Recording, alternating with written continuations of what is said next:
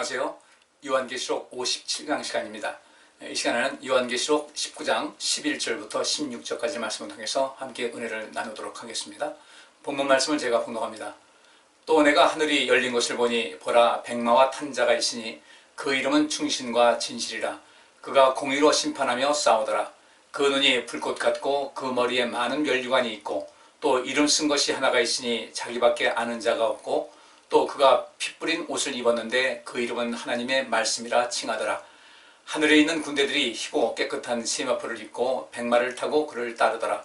그의 입에서 이한 검이 나오니 그것으로 만국을 치겠고 친히 저희를 철장으로 다스리며 또 친히 하나님 곧 전능하신 이의 맹렬한 진노의 포도주 틀을 밟겠고 그 옷과 그 다리에 이름 쓴 것이 있으니 만왕의 왕이요 만주의 주라 하였더라. 아멘.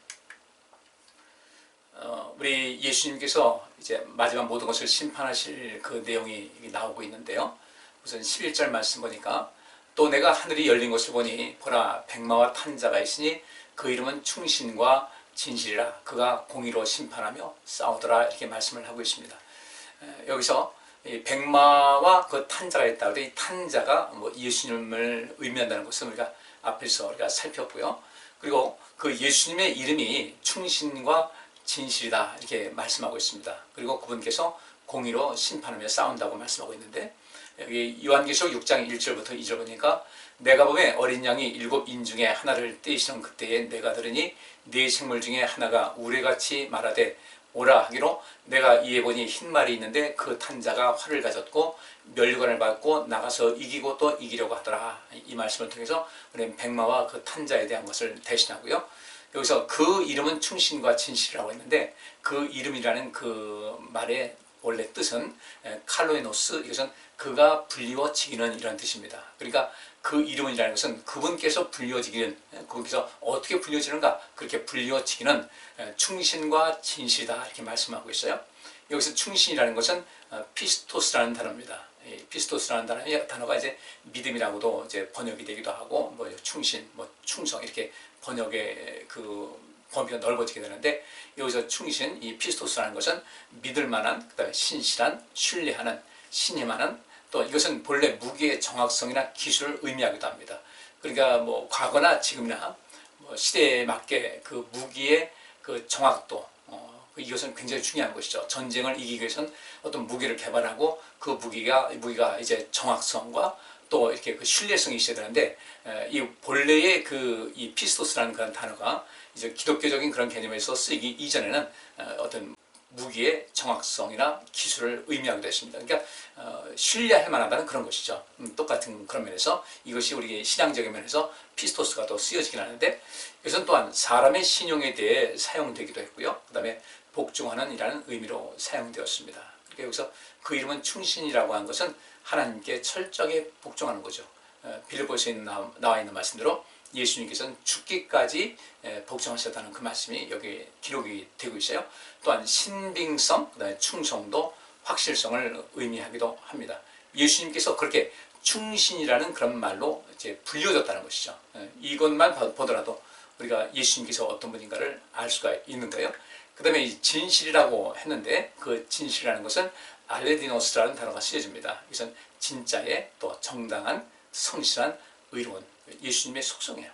예수님 성품, 그건 참이십니다. 그리고 그분께서 행하시는 모든 것은 정당하시고, 그분께서는 성실하시고, 그분께서는 의로우신 분이다 이렇게 불려졌다고 말씀하고 있는데, 근데 그분께서 공의로 심판하며 싸웠다 그랬습니다. 여기서 이 공의라는 것은 디카이오 신의 바울 서신에서 이 공의라는 말, 특히 로마서에서 이렇게 자주 나오는 단어인데, 이것은 삶의 성실성, 그 다음에 미덕, 순결, 정직, 생각, 또 느낌, 행동이 올바르다. 그러니까 정직하고 생각과 느낌과 행동이 올바른 상태인 것을 말씀하고 있습니다. 이 주님께서 이렇게 완전하신 분이니까 그분께서 이 공의로 심판한다는 것은 그렇습니다. 주님께서 우리를 판단하신다, 심판하실 때도 역시 우리가 얼마만큼 공의로운가, 얼마만큼 우리의 생각과 느낌이, 행동이 올바른가, 또 나는 얼마만큼 삶에 성실한가, 얼마만큼 순결한가, 정직한가, 이런 모든 것이 우리 주님 앞에 섰을 때 우리가 그 판단되는 그런 기준이 될 것이라는 것이죠.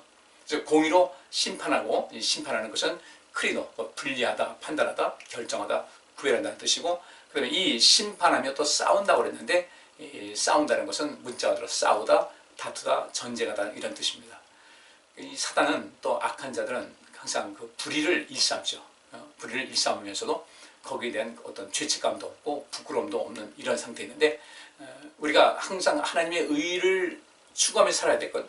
예수님께서 너희는 먼저 하나님의 의와 또 하나님의 그 나라를 위해서 살아가라 이렇게 말씀하셨는데, 우리가 이 하나님의 의를 위해서 살아가는 것 자체가 어떤 것인가, 왜 그것이 중요한가, 우리가 주님 앞에 옳다 인정함 받기 위해서 우리는 그렇게 공로서 인생을 살아가고, 또 이 불의에 대해서 맞서 싸울 수 있는 그런 삶의 형식을 가지고 있어야 된다는 거죠.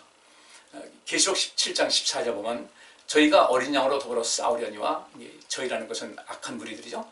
어린 양은 만주의 주시요 만왕의 왕이시므로 저희를 이기실 터이요 또 그와 함께 있는 자들 곧 부르심을 입고 빼내심을 얻고 진실한 자들은 이기리로다 이렇게 말씀하고 있어요.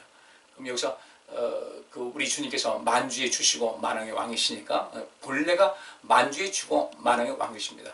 삼일체 하나님 중에 제2위의 하나님이시기 때문에 주님께서는 이 모든 악한 세력을 이기신다는 거예요. 또 어떤 사람이 이기는가 봤더니 모든 것을 이기시는 만주의 주시오 만왕의 왕 되신 예수님과 함께 있어서, 함께 있는 사람은 어떤 사람인가? 부르심을 입었어요. 두 번째로 빼내심을 얻었어요. 그 빼내심이 무엇이겠습니까? 오늘 있는 말씀대로 예수님께서 불려지기를 충신과 진실이라고 했는데, 우리 역시 그런 모습으로 그렇게 주님의 수준까지는 올라가지 못한다 할지라도 우리도 충신과 진실한 삶을 살아가야만 우리 모두도 이 악의 세력을 향해서 승리해서 주님과 함께 그 영광된 자리에 있을 수가 있다는 겁니다.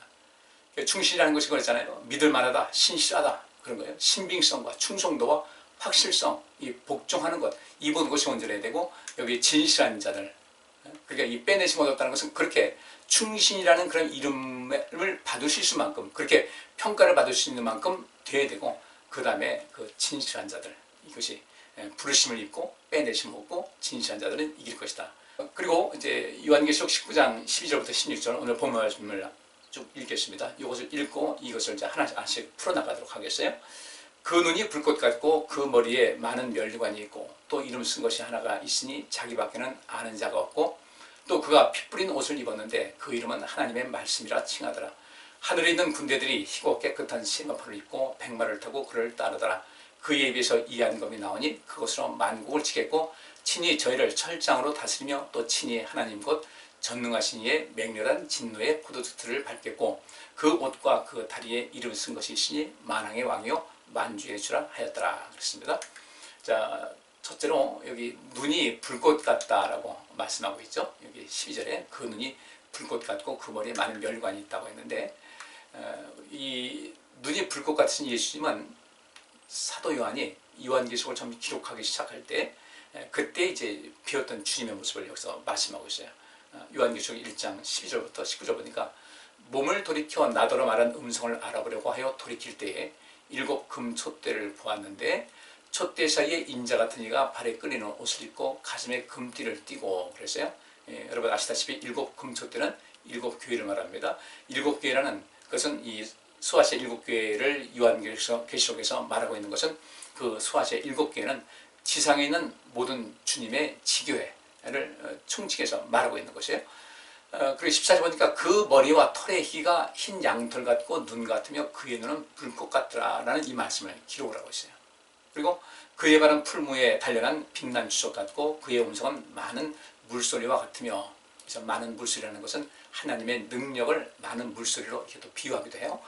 16절에 그 오른손에 7 별이 있고, 7 별이라는 것은 그 각 교회의 사자들, 그것을 좀 확대해서 가보게 되면 구원받은 참 성도, 하나님의 참 자녀된 사람들, 여기서 7 별이라고 해서 이제 영광을 이야기하고 있습니다. 그 입에서 좌우에 날성검이 나오고 그 얼굴은 해가 힘있게 비치는 것 같더라. 여기 내용이 오늘 이것이 요한계시록 1장 12절부터 19절까지 내용인데, 오늘 본문에도 이 말씀이 기록이 되고 있잖아요. 그러니까 17절 보니까 내가 볼 때 그 발 앞에 엎드려져 죽은 자같이 되매 그가 오른손을 내게 얹고 가라사대 때 두려워 말라. 나는 처음이요 나중이니 곧 산자라. 내가 전에 죽었었느라 볼지어다 이제 실세토록 살아있어 사망과 음부의 열쇠를 가졌느니 그러므로 네 본 것과 이제 있는 일과 장차 될 일을 기록하라 그랬어요. 사도 요한이 그 이전에 예수님께서 이 땅에 육신을 입고 이제 사역을 하실 때 같이 있으면서 사도 요한은 예수님과 자기 자신과의 관계에서 이렇게 얘기합니다. 주님의 그분의 예수님의 사랑하시는 제자라고 그런 그 제3인칭을 써서 이제 자기 자신을 소개하고 있어요. 굉장히 친밀감이 높았던 사람이었어요. 마지막까지 예수님 십자가 달리셨을 때 마지막까지 그 밑에서 지키고 있던 사람이 제자가 사도 요한이었는데 그렇게 그 다정다감하고 부드러웠던 그런 분인데 이제 그 반모섬에서 이 말씀을 기록할 그 처음 시작할 때 이 모든 계시를 받았을 때 분명히 주님인데 보니까 자기가 알았고 자기가 봤던 그분이 아니고 그 17절 보니까 내가 볼 때 그 발 아래 엎드러져 죽은 자같이 됐다. 우리 주님의 그 영광과 그 권위가 어땠을까? 뭐 죽은 자같이 됐다고 했어요. 뭐 아주 정신이 혼미한 상태가 됐는데 이때 그가 오른손을 내게 얹고 가라사대 때 두려워 말라 나는 처음이요 나중이니. 사도 요한은 예수님을 이렇게 지칭할 때도 그렇게 예수께서 이렇게 직접적으로 말하지 않죠. 그가 이런 식으로 어떤 3인칭, 인칭 대명사를 써가지고 그 예수님을 표현하고 있는데 그만큼 이제 주님 앞에 겸손한 모습이고 또 그 이전에 예수님께서 오셨던 그 모습이 아닌 이제 정말 그 근본 하나님의 본체이신 그 모습이 자기 눈에 비쳤을 때 엄청난 두려움과 또 큰 기쁨 이런 것이 교차된 이런 상태에 있었겠죠. 그때 주님께서 따뜻하게 이제 말씀하시면서 오른손을 그에게 얹고 말씀하시기를 두려워 말라 나는 처음이요 나중이다. 많이 들은 얘기죠, 그죠? 예수님께서 하신 말씀. 그리고 또 곧 산자라 이런 모든 것 내가 전에 죽었었느라. 그럼 내가 죽었었는데 살았다는 것은 예수님밖에 더 있겠어요. 이렇게 해서 사도 요한은 간접적으로 이제 예수님을 만난 것을 이야기를 하고 있는데 이제 모든 악한 세력에 대한 모든 심판, 인을 떼고 나팔 부고 대접장이고 그 다음에 모든 것이 마감된 다음에 예수님을 이제 뵙는데 똑같이 오늘 본문에서도 눈이 불꽃 같으신 예수님을 뵌 것을 사도 요한이 이야기를 하고 있습니다. 근데 오늘 본문 말씀보니까 그 머리에 많은 면류관이 있다라고 말하고 있어요. 그래서 이 면류관이라는 단어는 디아데마라는 단어가 쓰여집니다. 이제까지 우리가 그 요한계시록을 공부하면서 의로운 자에게 씌워주는 그 면류관에 대해서는 스테파노스라는 단어가 쓰여졌다는 것을 자주 말씀드렸어요. 그래서 이 스테파노스라는 것은 어떤 경기를 함에 있어서 그 경기에서 이긴 자에게 최고 그 자리에 오른 자에게 수여하는 그런 그 영광의 관을 말하고 있어요. 지금 올림픽에 있어서는 뭐 월계관자 뭐 이런 것을 이야기하고 있는 것이죠. 지금 금메달 이런 것이겠죠. 근데 여기서 예수님께서 그 머리에 많은 면류관이 있다는 것은 이것은 왕권의 상징입니다. 그러니까 많은 면류관이 있다는 것은 이 면류관이 어떤 경기에서 이기는 자에게 씌워주는 스테파노스가 아니라 디아데마라는 것. 그 자체로서 왕권을 상징하는 그 왕관, 임금이라는 그 관을 여기서 디아데마라고 하는데 그 머리에 많은 면류관이 있다는 것은 우리 오늘 본문에 있는 말씀대로 만왕의 왕이시고 만주의 주시라는 것을 상징하고 있습니다. 그 다음에 이제 피 뿌린 옷을 이제 이야기하고 있습니다. 여기 13절 보니까 또 그가 피 뿌린 옷을 입었는데 그 이름은 하나님의 말씀이라 칭하더라 그랬습니다. 이 피 뿌린 옷이 과연 무엇일까? 예수님께서 흘리신 보혈을 보통 생각하기 쉬운데 실상은 그것은 아니에요. 피 뿌린 옷이라는 것은 하나님 앞에 악을 행하고 이 세상에 많은 사람이 죽음으로 이끄는 그 악한 무리들 그들이 흘린 피가 여기서 이제 그 뿌린 옷이죠. 피 뿌린 옷. 그들의 피가 그 예수님의 옷에 이제 묻은 거죠. 그 심판을 상징하고 있습니다. 그리고 그 피 뿌리는 옷을 입었는데 그 이름은 하나님 말씀이라. 그러면 우리 주님께서 이 세상을 심판하시고 또 정죄하시고 모든 것을 정리하실 때 그 가장 중요한 그 기준은 무엇일까? 하나님 말씀이라는 거죠. 우리가 하나님 말씀에 더욱더 주목하고 많이 배워야 될 이유가 거기 있습니다. 근데 요즘 하도 이상하게 하나님의 말씀을 해석하고 왜곡되게 하고 뭐 꼭 이단이 아니더라도 그렇게 자기 의식에 빠져서 객관성을 잃어버린 그 주관적인 해석을 하는 경우가 왕왕이 있어요. 물론 그렇게 생각할 수 있어요. 근데 그렇게 내 생각이 이렇다는 것은 내 생각이 그렇다는 것을 이야기하지 그것이 옳다고 주장해서는 안 되는 거죠. 어떤 참고할 수 있게끔 하는 그런 것이 필요한 것인데 여기서 피 뿌린 옷이라고 할 때 여기 요한계시록 19장 또 15절 보면 그런 말씀이 있어요. 그의 입에서 이한검이 나오니 그것으로 만국을 치겠고 친히 저희를 철장으로 다스리며 또 친히 하나님 곧 전능하신 이의 맹렬한 진노의 포도주 틀을 밟겠고 그랬어요. 전능하신 이의 맹렬한 진노의 포도주 틀을 밟겠다. 포도주 틀을 밟는다는 것은 악인을 밟겠다는 거죠. 포도주 틀을 밟으면 그 포도즙이 막 튀죠. 어떤 피를 상징하는 그런 것인데 악인들이 죽어나가는 심판받는 그런 것을 말하고 있고 바로 그 피가 그 악인들의 피가 그 예수님의 옷에 묻었다는 것을 여기서 이제 상징하면서 이야기를 하고 있습니다. 그러면 이 피 뿌리는 옷에 대해서 우리 구약성경 한 군데 더 볼 필요가 있어요. 이사야서 63장 1절부터 6절까지 보니까 에돔에서 오며 홍의를 입고 보스라에서 오는 자가 누구뇨? 그 화려한 의복 큰 능력으로 걷는 자가 누구뇨? 그는 내니 의를 말하는 자요 구원하기에 능한 자니라. 어찌하여 내 의복이 붉으며 내 옷이 포도즙 틀을 밟는 자 같으뇨? 만민 중에 나와 함께한 자가 없이 내가 홀로 포도즙 틀을 밟았는데 내가 노함을 인하여 무리를 밟았고 분함을 인하여 짓밟았으므로 그들의 선혈이 내 옷에 띄어 내 의복을 다 더럽혔음이니 이는 내 원수가 없는 날에 내 마음이 있고 내 구속할 해가 왔으나 내가 먼저 도와주는 자도 없고 붙들어주는 자도 없으므로 이상히 여겨 내 팔이 나를 구원하며 내 분이 나를 붙들었습니다. 내가 노함을 인하여 만민을 밟았으며 내가 분함을 인하여 그들을 취케 하고 그들의 선혈로 땅에 쏟아지게 하였느니라. 이 말씀대로 오늘 보면 13절에 나온 그가 피 뿌린 옷을 입었다고 하는 것은 그 심판의 결과로서 모든 악한 자들이 흘린 그 죄값을 치르고 죽어나가는 그들의 그 악인들의 피다라는 것을 우리가 보시면 되겠습니다. 이렇게 해서 우리 하나님께서 또 우리 예수님께서 이 세상을 완전하게 정결하게 만드시는 거죠. 의로운 세상을 만드시는 그런 과정을 말하고 있습니다. 그리고 이제 15절에 그의 입에서 이한검이 나온다 그랬는데 이하다는 그 단어가 옥시스라는 단어입니다. 이게 뭐 다른 성경에서는 날선이라는 그런 말로도 번역이 되는데 이 옥시스라는 단어는 날카로움, 그 다음에 예리한, 신속한 예수님 입에서 이한검이 나왔다. 이것도 역시 마찬가지로 요한계시록 1장 16절 그 밑에 말씀이 기록되어 있죠.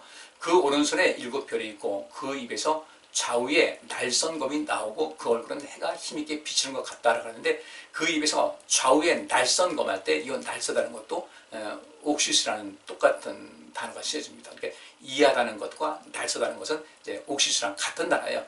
날카롭고 예리하고 이제 신속하게 모든 것을 가를 수 있는 이런 것을 이야기하고 있는데 예수님의 입에서 그 좌우에 날선검이 나오고 그 얼굴은 해가 힘있게 비치는 것 같다라는 이 말씀은 무엇이겠습니까? 결국 이것은 우리 예수님께서 이 세상을 바로 이 하나님 말씀을 바탕으로 해서 다스리시고 통치하시고 또 심판하신다는 것을 말씀을 하고 있어요. 우리는 이것에 대해서 좀 관심을 많이 가지시고요. 하나님 말씀을 더 가까이 하고 또 하나님 말씀을 더 많이 배우고 그렇게 하셔야 돼요. 요한계시록 1장에 보면 이런 말씀이 있죠. 이 말씀을 읽는 자와 또 듣는 자와 행하는 자가 복이 있다고 했는데 그 요한계시록에서 말하고 있는 그 읽는 자라는 것은 지금같이 뭐 성경이 많은 때가 아니니까 대표로 그 당시 이제 이 글로 써가지고 이렇게 복사한 그런 모든 것이 있지 않겠습니까? 그것을 가지고 그 많지 않으니까 그런 것이 파피루스라든지 뭐 양피라든지 쓴 것이 많지 않으니까 어떤 안식이든지 어떤 날에 있어서 앞에 나와서 이 말씀을 읽어주는 사람이 있거든요. 그 읽어주는 사람. 근데 지금은 특별히 우리가 그 읽는 사람들의 그 성경 내용을 듣는 것 그런 시대는 넘었잖아요. 우리가 다 읽기도 하고 들을 수도 있는 것인데 그래서 이 말씀을 읽는 자, 우리 이 인쇄술을 발달해서 우리가 다 이 성경책도 뭐 여러 가지 번역본도 갖고 있는데 이 말씀을 자주 읽고 자주 배워서 우리가 하나님의 말씀의 원리에서 벗어나지 않도록 훈련하는 것이 굉장히 중요합니다. 근데 그 말씀에 벗어나서 이단에 빠지고 잘못된 가르침에 빠지고 이렇게 돼서 그 말씀의 원리에서 그 도에서 벗어나게 되면 우리에게도 이제 심각한 결과를 가져오게 되는 거예요. 나는 저 사람들이 잘못 가르쳐 준 것을 배워서 그렇습니다.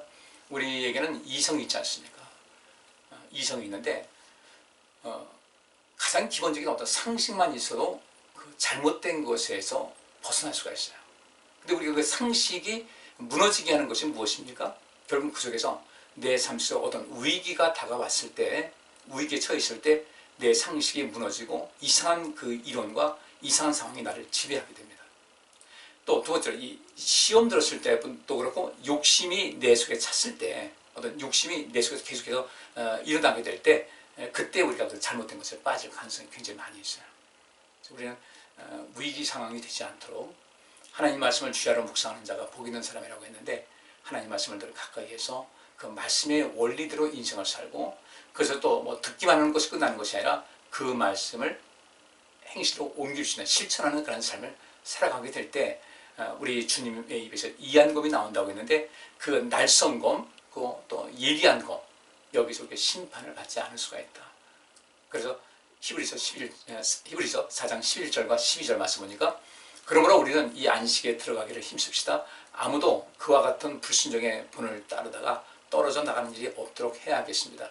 하나님의 말씀은 살아있고 힘이 있어서 어떤 양날 칼보다도 더 날카롭습니다.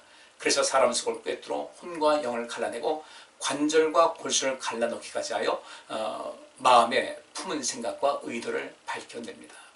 그러면서 뒤에 있는 말씀은, 그렇기 때문에 우리가 예수 그리스도 앞에 바르게 서 있어야 되고 그분의 말씀에 주목해야 되고 그 말씀대로 살아가는 이런 삶을 살아가야 된다는 것을 말씀을 하고 있어요. 우리의 그 마지막, 내 삶의 마지막 여정 끝내고 주님 앞에 섰을 때 우리가 행했던 모든 행실은 하나님의 말씀을 기준으로 해서 이제 정오표가 나오는 거죠. 이게 정답이냐 아니면 오답이냐 나올 텐데, 그래서 하나님 말씀을 더 많이 배워야 되고, 그래서 기왕이면 우리가 주어진 시간 속에서 하나님께 더 가까이 나와서, 목회자들이 할 일이 무엇이겠어요?